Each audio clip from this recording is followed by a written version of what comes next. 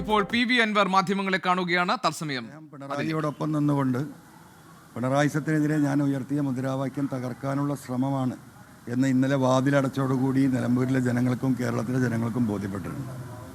അതിൻ്റെ അടിസ്ഥാനത്തിൽ ഇന്നലെ വൈകുന്നേരമുണ്ടായ ഒരുപാട് ചെറുകിട സംഘടനകൾ, പ്രത്യേകിച്ചും എന്താ പറയുക, കാർഷിക മേഖലയിലുള്ള ആളുകൾ, തൊഴിൽ മേഖലയിലുള്ള സംഘടനകൾ, വ്യാപാര മേഖലയിലുള്ള ചെറുകിട സംഘടനകൾ, സാമൂഹിക സാംസ്കാരിക സംഘടനകൾ, ജീവകാരുണ്യ പ്രവർത്തനം വളരെ വലിയ രീതിയിൽ നടക്കുന്ന നിലമ്പൂർ നിങ്ങൾക്കറിയാം.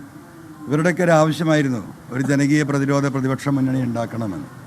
അവരുടെയൊക്കെ താല്പര്യപ്രകാരം തന്നെയാണ് ഒരു മുന്നണിയുടെ കീഴിൽ മത്സരിക്കുക എന്ന തീരുമാനമുണ്ടായത്.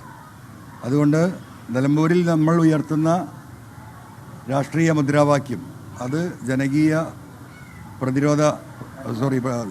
പ്രതിപക്ഷ പ്രതിരോധ മുന്നണിയുടേതായിരിക്കും. എങ്ങനെ ഏത് ചിഹ്നത്തിലാണ് മത്സരിക്കുന്നത്? ചിഹ്നം നമ്മൾ രണ്ട് ചിഹ്നം, അതായത് AITC ഇവിടെ കേരളത്തിൽ രജിസ്റ്റർ ചെയ്തിട്ടില്ല. അതിൻ്റെ ഒരു ടെക്നിക്കൽ പ്രശ്നമുണ്ട്. അത് ഇവർ എന്താ പറയുക, AITCയിൽ നിന്നുള്ള ലീഗൽ ഒപ്പീനിയൻ്റെ അടിസ്ഥാനത്തിൽ നമ്മൾ രണ്ടും കൊടുക്കാൻ പറയുന്നുണ്ട്. ഒന്ന് സ്വതന്ത്രനായും കൊടുക്കുന്നുണ്ട്. എന്തെങ്കിലും കാരണവശാൽ AITCയുടെ തള്ളുകയാണെങ്കിൽ സ്വതന്ത്ര ചിഹ്നത്തിൽ മത്സരിക്കും. അല്ല, ചിഹ്നത്തിൻ്റെ പ്രിഫറൻസ് നമ്മൾ കൊടുത്തിട്ടുണ്ട്. ആദ്യം പാർട്ടി ചിഹ്നം അതല്ലെങ്കിൽ സ്വതന്ത്ര ചിഹ്നം എന്നുള്ളത്. അതെ, അതൊരു ടെക്നിക്കൽ വിഷയമാണ്. ഒരു ക്ലാരിഫിക്കേഷൻ ഇല്ലാത്ത ഒരു വിഷയമായി നിൽക്കുകയാണ്. ഈ പ്രതിപക്ഷ പ്രതിരോധ മുന്നണിയിലെ രാഷ്ട്രീയ പാർട്ടികൾ സഹകരിക്കാമെന്ന ഉറപ്പ് തന്നിട്ടുണ്ട്.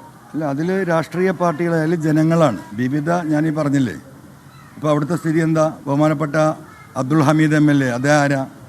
ഇന്ത്യൻ യൂണിയൻ മുസ്ലിം ലീഗിൻ്റെ മലപ്പുറം ജില്ലാ സെക്രട്ടറിയാണ്. അദ്ദേഹം ഇപ്പോൾ തൊട്ടടുത്ത് വാർത്ത ചോദിച്ചത് നിങ്ങളെ ലേഖകരോട് എന്താ പറഞ്ഞിട്ടുള്ളത്? അങ്ങേയറ്റം മുസ്ലിം, അദ്ദേഹത്തിൻ്റെ വാക്കുകൾ ഞാൻ ഓർക്കുന്നത്, മുസ്ലിം ലീഗിൻ്റെ അഖിലേന്ത്യാ ജനറൽ സെക്രട്ടറിയും പാണക്കാട് ബഹുമാന്യനായ സാദിഖ് അലി തങ്ങളും അദ്ദേഹം ഹജ്ജിന് പോയിരിക്കുകയാണ്. അവിടുന്ന് പോലും അവർ വലിയ ഇടപെടലുകൾ നടത്തി അൻവറിനോട് നീതി പുലർത്തേണ്ടതായിരുന്നു എന്ന് ധ്വനിക്കുന്ന രീതിയിലല്ലേ അദ്ദേഹം പറഞ്ഞത്. ഇതൊരു വസ്തുതയല്ലേ?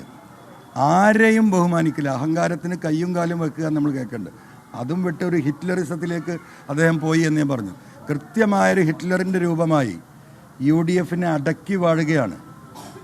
ഞാൻ ഇന്നലെയും പറഞ്ഞതുപോലെ 40 കൊല്ലം മുമ്പ് ഈ പറയുന്ന K കരുണാകരൻ്റെയും ഒപ്പം കേരളത്തിൽ മന്ത്രിയായിട്ടുള്ള ബഹുമാന്യനായ ലീഗിൻ്റെ അഖിലേന്ത്യാ ജനറൽ സെക്രട്ടറി കുഞ്ഞാലിക്കുട്ടി സാഹിബിന് പോലും ഒരു പുല്ല് വില കൽപ്പിക്കാതെ, കോൺഗ്രസ് ആർക്കും KC വേണുഗോപാലിന് പോലും അദ്ദേഹത്തിൻ്റെ മുന്നിൽ അദ്ദേഹം പ്രയാസപ്പെട്ടത് നമ്മൾ കണ്ടതാണല്ലോ.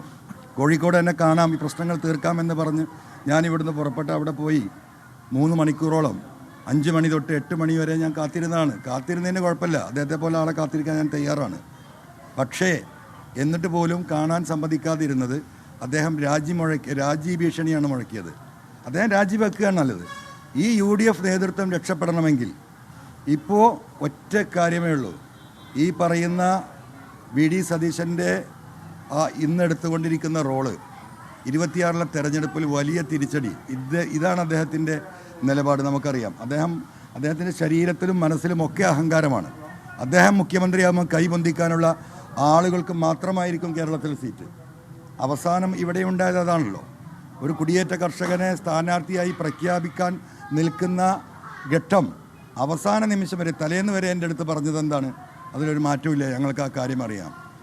അപ്പോൾ എന്തുകൊണ്ട് കുടിയേറ്റ കർഷകനായ ജോയിയെ മാറ്റി? ജോയി അദ്ദേഹത്തിൻ്റെ ഗ്രൂപ്പിലല്ല. ജോയി വിജയിച്ച് വന്ന് 2026-ലെ തെരഞ്ഞെടുപ്പിൽ വീണ്ടും ആ സീറ്റിന് ക്ലെയിം ഉണ്ടാകും. സ്വാഭാവികമായും വീണ്ടും ഒരുപക്ഷെ അദ്ദേഹം അവിടെ വിജയിച്ചേക്കാം. അപ്പോൾ നിയമസഭാ സാമാജികരുടെ എണ്ണം AICC എടുക്കുമ്പോൾ ജോയി VD സതീശന് കൈ പൊക്കില്ല. അതും ഇതിലൊരു വിഷയമാണ്.